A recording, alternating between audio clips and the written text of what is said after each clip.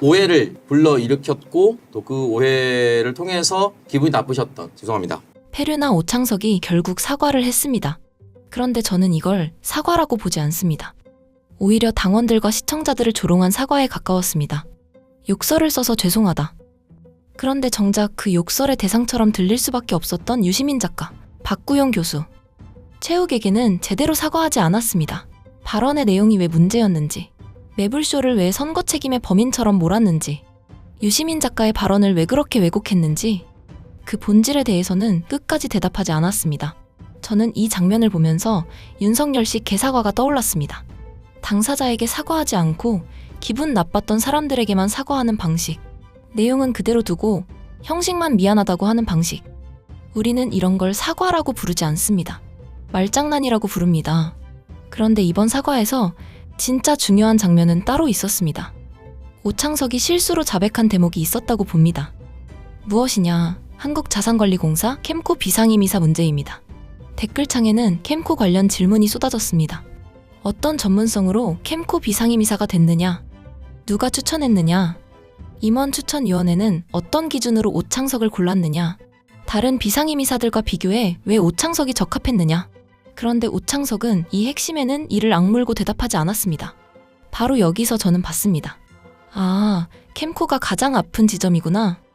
오늘 영상에서는 오창석의 사과가 왜 사과가 아니라 말장난이었는지, 그리고 그가 끝까지 피한 캠코 문제가 왜 이번 논란의 진짜 핵심인지 저의 시각에서 하나씩 짚어보겠습니다. 본격적인 영상 시작에 앞서 오창석의 캠코 비상임이사 의혹이 더 많은 시민들에게 알려질 수 있도록 영상 좋아요와 구독 한 번씩 정중하게 부탁드립니다.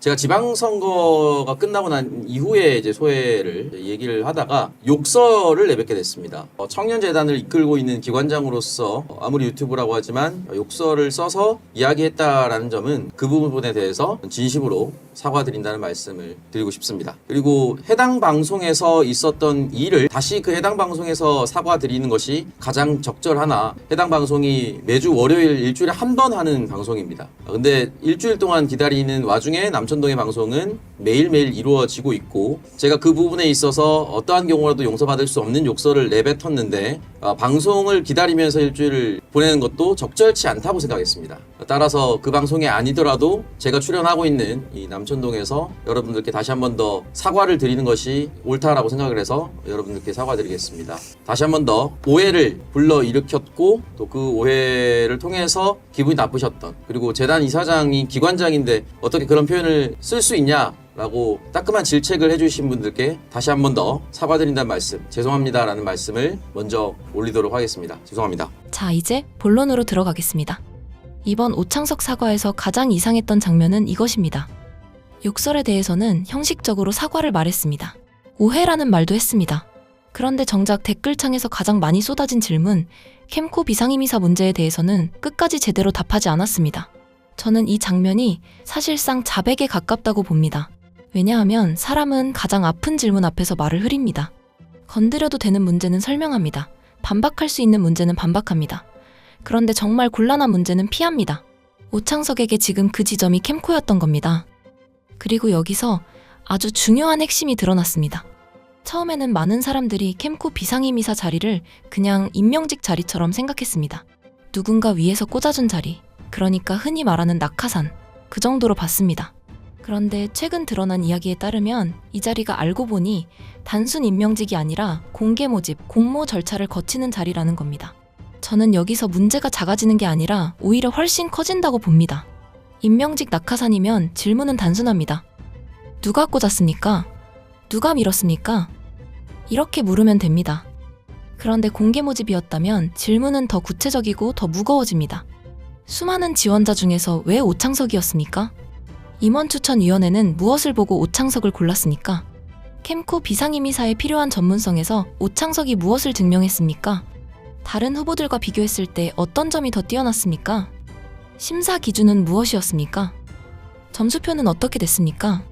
누가 심사했습니까? 이제 질문이 여기로 좁혀지는 겁니다. 공개 모집이면 최소한 국민이 봤을 때 저 사람이 왜 뽑혔는지 납득이 돼야 합니다.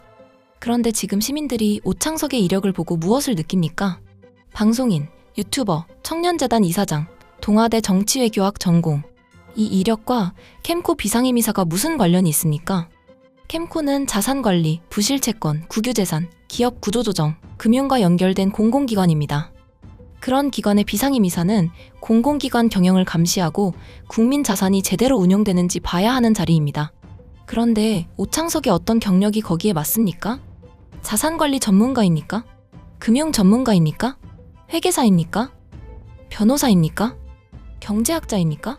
금융소비자 보호 분야에서 오래 활동했습니까? 공공기관 경영평가를 해본 적이 있습니까? 이 질문이 나오는 건 너무나 당연합니다. 더 화가 나는 지점은 청년들의 박탈감입니다. 캠코 같은 금융공기업에 들어가려는 청년들은 밤새 공부합니다. 경제학, 회계학, 법학, NCS, 면접, 자소서, 인턴 자격증.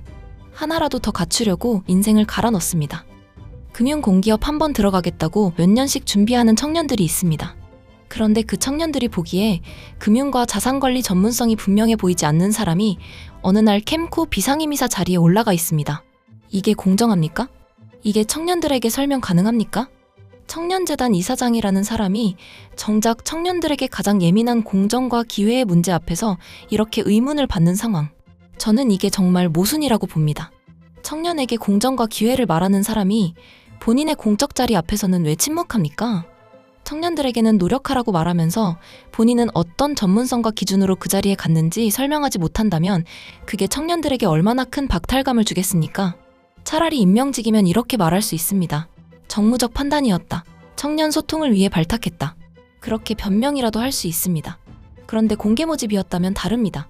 공개 모집은 경쟁입니다. 경쟁이면 비교가 있습니다. 비교가 있으면 기준이 있어야 합니다. 기준이 있다면 왜 오창석이었는지 설명해야 합니다. 오창석은 사과방송에서 캠코를 정면으로 설명했어야 합니다. 이번 논란의 핵심은 이제 욕설만이 아닙니다. 욕설은 문을 연 사건입니다. 그 문을 열고 보니 캠코가 나왔습니다. 금융발전심의회가 나왔습니다. 공적 자리가 나왔습니다. 공개 모집이라는 더 큰 질문이 나왔습니다. 그리고 청년들의 박탈감이라는 더 깊은 문제가 나왔습니다. 오창석은 이제 답해야 합니다. 시청자 여러분은 어떻게 보십니까? 캠코 비상임이사 6명 중 교수, 변호사, 회계사, 금융경영 경력자 사이에 오창석이 들어간 것이 납득되십니까? 그리고 그런 공적 자리를 가진 사람이 유시민 작가를 향해 쌍욕을 내뱉으며 공격하는 것이 과연 책임 있는 태도라고 보십니까? 여러분의 생각을 댓글로 남겨주십시오. 그리고 이 내용이 더 많은 민주시민과 당원들에게 알려질 수 있도록 영상 좋아요와 구독 한 번씩 정중하게 부탁드립니다. 여러분의 좋아요와 구독이 캠코 비상임이사 의혹, 공적 자리의 책임, 그리고 민주진영 내부의 이해관계 문제를 더 많은 사람들이 보게 만드는 데 큰 힘이 됩니다. 공적 자리는 보상이 아니라 책임입니다. 오창석이 그 책임을 감당할 자격이 있었는지 이제 시민들이 묻기 시작했습니다. 끝까지 시청해주셔서 진심으로 감사드립니다. 저는 다음 영상에서 더 중요한 소식으로 다시 찾아뵙겠습니다.